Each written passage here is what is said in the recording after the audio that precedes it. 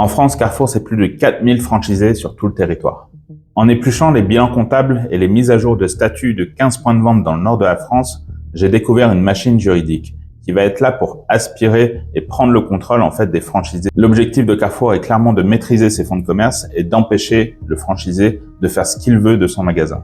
En fin de vidéo, je vous dévoilerai combien d'années il faut réellement passer dans le système Carrefour pour commencer à vraiment gagner de l'argent et constituer un patrimoine personnel intéressant. Je suis Mathieu Kaczmarek, j'ai créé, repris et cédé plusieurs entreprises depuis 2013. De toute mon expérience, j'ai écrit un livre qui a été le numéro 1 des ventes sur Amazon à sa sortie, qui s'appelle « Vendre son entreprise, augmenter le prix de cession sans faire plus de chiffre d'affaires ». Je vous invite à le commander avec le lien qui est disponible dans la description. Donc dans cette vidéo, on va voir 3 choses. Ce qui reste réellement dans la poche d'un franchisé Carrefour Express ou Carrefour Contact. Ensuite, comment Carrefour verrouille juridiquement pour vous empêcher de quitter facilement le réseau, mais aussi garder la main sur les fonds de commerce. Et en toute fin de vidéo, on regardera 2 cas de fonds de commerce qui ont été vendus par des franchisés, voir combien ils ont gagné exactement et quelle est la rentabilité in fine.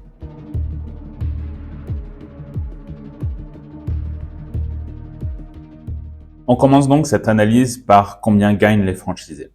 Pour ceci, j'ai fait une étude sur les 15 Carrefour Express et Carrefour Contact qui se situent dans le département du Nord, donc principalement autour de la ville de Lille, mais aussi on voit un peu en périphérie.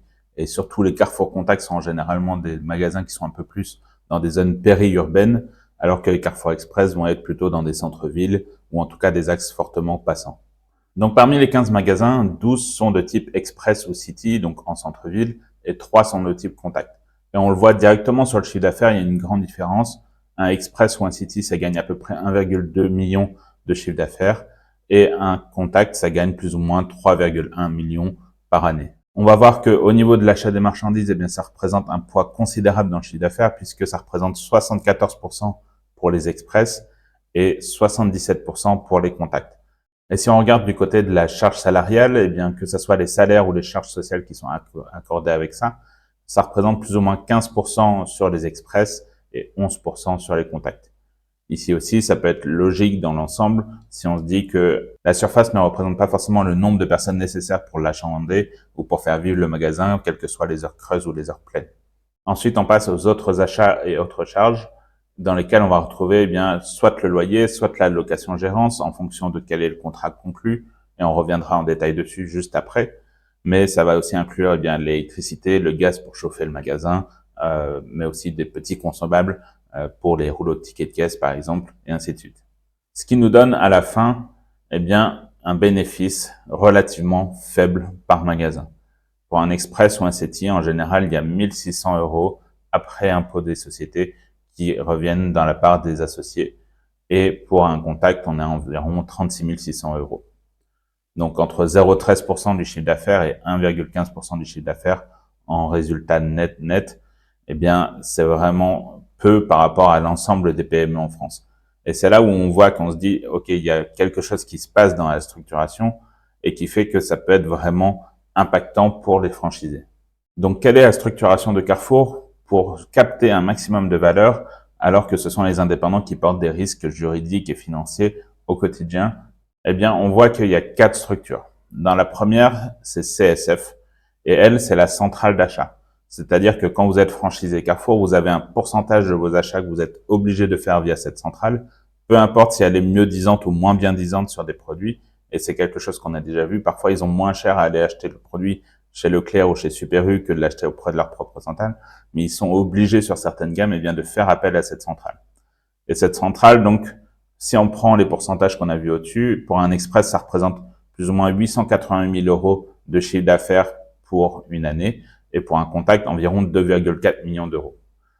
Et sur ces chiffres-là, eh bien, multiplié par le nombre de magasins, etc., le chiffre d'affaires de cette centrale d'achat, c'est 23,9 milliards de chiffre d'affaires. On va se dire, waouh, c'est énorme. Mais ça livre forcément tous les express, mais aussi probablement tous les supermarchés et les hypermarchés. Ce qui font pas partie de l'analyse ici. Mais on voit aussi que le résultat net, eh bien, il est de 224 millions d'euros. Donc, on peut se dire d'un côté que c'est un chiffre très gros, puisque c'est 224 millions d'euros, donc c'est pas rien. Et en même temps, en termes de chiffre d'affaires, pour eux, ça représente que 0,94%. Donc, encore une fois, à voir comment la structuration est faite, s'il y a des frais de franchise, encore une fois, de naming, etc. Mais la rentabilité en elle-même de la centrale d'achat n'est pas si élevée. Mais ça représente une part majoritaire des dépenses des franchisés.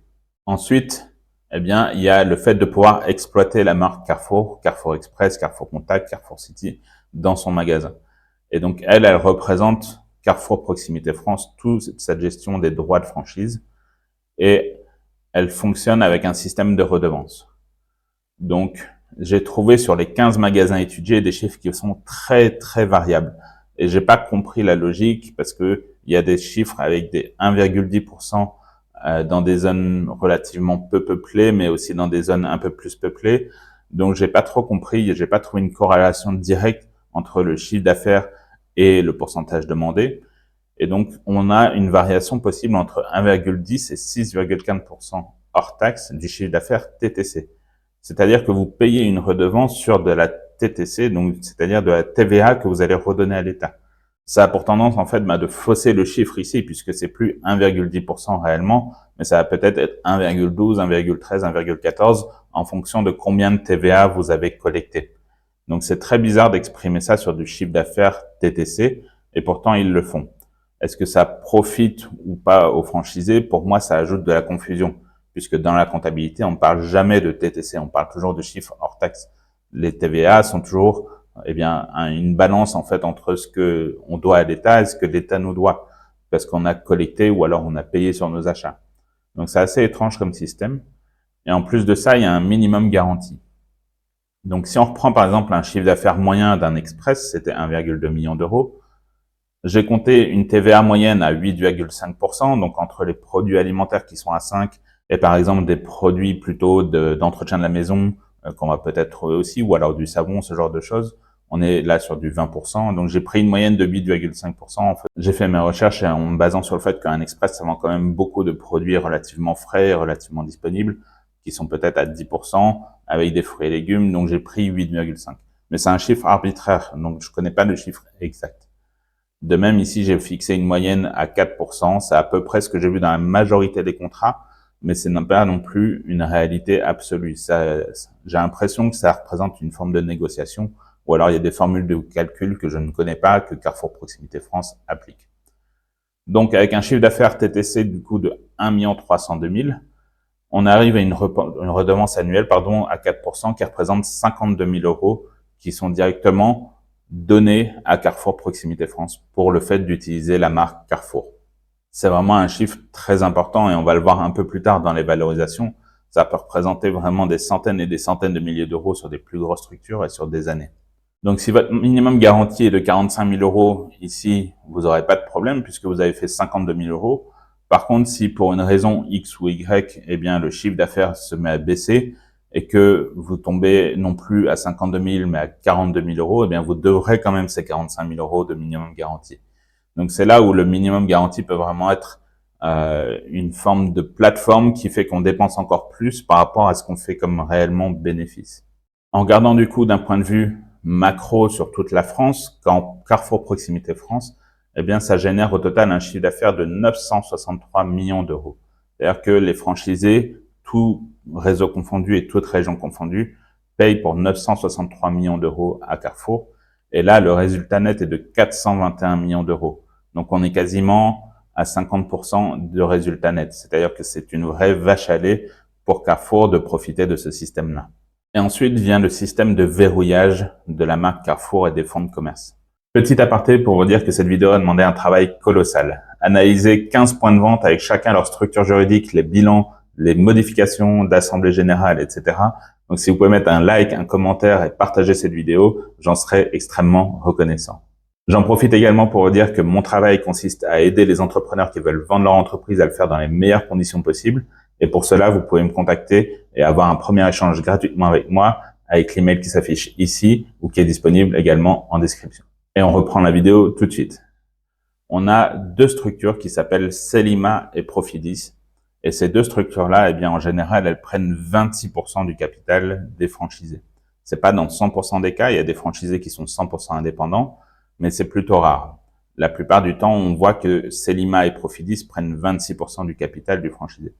Et pourquoi ce chiffre spécifique de 26%? Eh bien, en droit français, quand on fait des votes d'assemblée générale, il faut toujours, sur des grandes décisions, obtenir 75% des votes. Ce qui fait qu'ici, vous êtes obligé de vous mettre d'accord avec Celima et Profidis, donc Carrefour, pour pouvoir valider des changements structurels dans votre entreprise. Et on va le voir juste après, dans une juridiction, ça a eu une importance spécifique.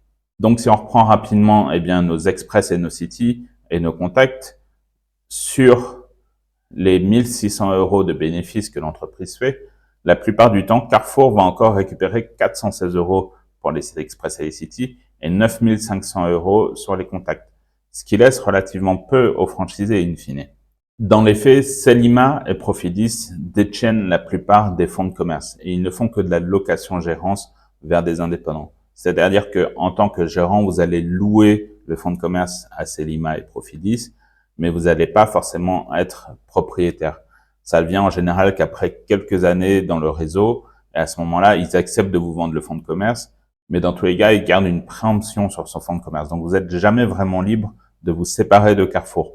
Et c'est là où les 26%, eh bien, ça représente une valeur considérable pour Carrefour. Puisqu'en gros, les valeurs des fonds de commerce représentent 80 millions d'euros dans la structure Celima. Dans les comptes de Carrefour, on retrouve ça très clairement. Et on voit que sur l'année 2024, eh bien, ils ont fait des fonds de commerce, ils ont vendu des fonds de commerce à hauteur de 10,1 millions d'euros. Ils vont vendre le fonds de commerce et ensuite ils vont prendre 26%. Donc ici, on a le cas où le franchisé, en fait, a voulu quitter la franchise Carrefour parce qu'il trouvait qu'il ne gagnait pas assez pour aller vers quelqu'un d'autre.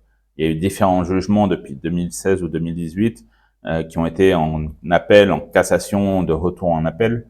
Mais grosso modo, le fait que Celima et Profidis soient associés à 26% empêche le franchisé de décider lui-même de quitter en fait le réseau Carrefour.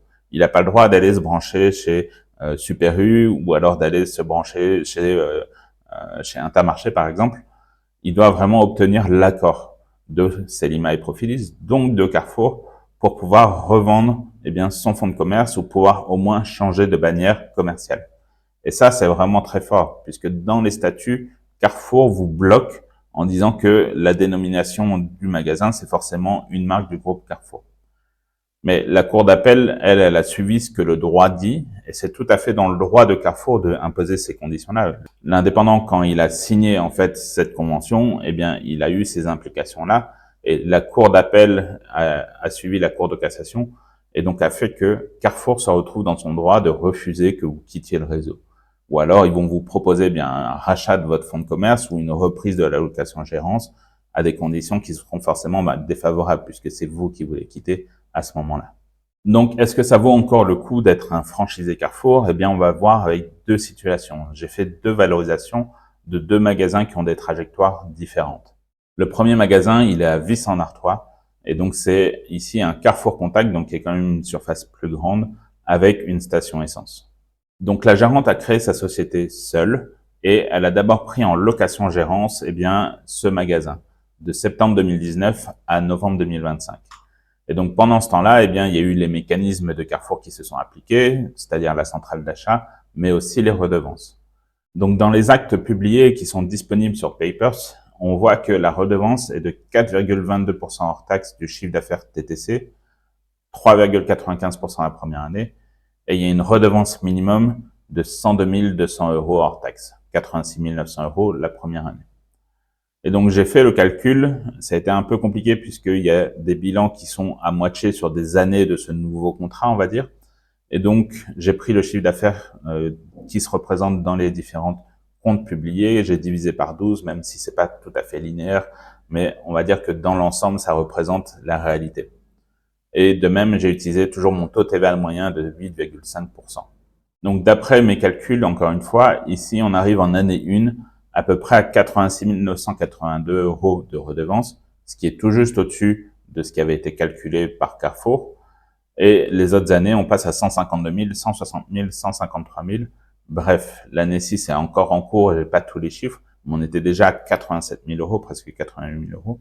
Et donc, sur ces 6 années de contrat, la gérante, eh bien, elle a donné à Carrefour pour avoir le droit d'utiliser ce fonds de commerce qui s'appelle Carrefour Contact, 787 000 €. ce qui est considérable pour un magasin de proximité, pour un supermarché. Pendant ce temps-là, elle a gagné en termes de résultats d'exploitation, donc incluant la dépense de ses redevances, de l'ordre de 17 000 € la première année, 45 000, 25 000, 7 000. Elle a perdu de l'argent en année 5, elle est en train d'en gagner en année 6. Et donc au total, elle a gagné environ 102 000 € en résultats d'exploitation. Donc on pourrait se dire, ok, c'est un très bon deal puisqu'elle a quand même gagné de l'argent. Oui, mais en comparaison avec le montant que Carrefour lui empoche sur du chiffre d'affaires TTC, la différence fait mal. Donc après 6 années de location-gérance, l'indépendante a décidé d'acheter le fonds de commerce. Et à ce moment-là, on voit qu'elle a utilisé 125 000 € de résultats qui étaient des dividendes non distribués pour les réinjecter sous forme de capital, pour pouvoir en fait procéder à l'achat, et on va voir le montant juste après. À ce moment-là, elle a cédé une partie de son capital en faisant une augmentation de capital. Elle a cédé donc 26% du capital de l'entreprise par la création de parts pour un montant de 45 000 € au profit de Selima et Profidis, qui sont les structures de Carrefour. Petite pause dans cette explication de la répartition du capital. J'ai oublié de le mentionner, mais le fait que Selima et Profidis soient actionnaires à 26% leur donne le droit de contrôler la rémunération du franchisé. En effet, ça fait partie des prérogatives de l'Assemblée générale et donc du vote à plus de 75% de choisir le salaire du gérant. Donc, si vous décidez de vous engager dans cette voie-là, eh bien, vous n'êtes pas non plus maître forcément de votre salaire et vous devez obtenir l'accord de Selima et Profidis sur votre niveau de rémunération. Et c'est normal parce qu'en fait, eux, ils récupèrent 26% des bénéfices que vous faites. Donc, si vous augmentez votre salaire d'une manière démesurée, eh bien, c'est autant de profits qui ne pourront pas se répartir avec vous au moment des dividendes. Donc, ce qu'on voit dans les documents publics, c'est que le fonds de commerce, lui, il a été valorisé pour 380 000 €. C'est le prix d'achat de ce fonds de commerce. Et il y a aussi eu une négociation pour qu'il y ait une rénovation du magasin de l'ordre de 252 000 €. Et si on prend donc ce montage-là, on est en fin 2025. On a l'achat et la rénovation qui coûtent donc 632 000 €. On a un emprunt probable de 525 000 €. Pour ça, je me suis basé sur les disponibilités, mais aussi sur le fait qu'on retransmet des dividendes en capital, plus l'apport de Carrefour. Et pour faire un tableau à peu près comparatif, je me suis dit que la redevance allait baisser au moins de 50% et que la rentabilité moyenne était la même. Donc en 2032, elle aura probablement remboursé son emprunt, tant pour l'achat du fonds de commerce que pour les travaux. Et à ce moment-là, elle pourra avoir des dividendes annuels de l'ordre de 49 000 €. Et Selima et Profidis profiteront, eux, de 17 000 € en moyenne de dividendes. Jusqu'au moment où, en 2000 quelque chose, la gérante décidera de revendre le fonds de commerce. À ce moment-là, Carrefour aura la priorité pour lui racheter son fonds de commerce. Donc Carrefour, en fait, bloque le système. Vous pouvez pas vraiment vendre à quelqu'un d'autre, sauf si c'est Carrefour qui est d'accord que vous vendiez à une autre société. Donc, on peut se dire que ça peut être intéressant de devenir franchisé vraiment au bout du coup de entre 7 ans de remboursement ici du crédit et les 6 ans initiaux de location-gérance, on est au bout de 12 ans. Donc, ça devient vraiment intéressant pour gagner de l'argent au bout de la 13e, 14e année, voire un peu plus, en fonction du succès aussi que vous avez avec votre point de vente. Au moment où elle voudra céder son fonds, il faudra voir s'il vaut toujours 380 000 € ou plus. Dans la deuxième valorisation, on a une situation un peu différente. On est sur un Carrefour Express qui se situe dans une zone urbaine. Donc, on a un petit magasin qui est au milieu d'immeubles et qui est sur un axe passant avec un petit parking. Et on voit donc que ici, le chiffre d'affaires représente vraiment la moyenne de tout ce qu'on avait montré au début, c'est-à-dire 1,2 million d'euros de chiffre d'affaires, 74% pour la marchandise, 15% pour les salaires et charges, les autres achats de l'ordre de 10%, donc incluant les royalties, et un EBE de 22 000 €. C'est-à-dire l'EBE, c'est ce que le magasin gagne sur son exploitation brute. Cet EBE, c'est l'indicateur qu'on va utiliser donc après pour valoriser. Et on va voir que donc le gérant était associé à Selima et Profidis, autour de 74% et de 26%, le montage classique. Il va racheter les parts de Selima et Profidis pour 86 000 €. Et donc, eux, en 7 ans, ils vont gagner 54 000 € sur ce rachat de parts. Rien que le fait de détenir les parts dans cette société pendant 7 ans, ça leur a ramené 54 000 euros, sans compter potentiellement les bénéfices qui ont été sortis les différentes années.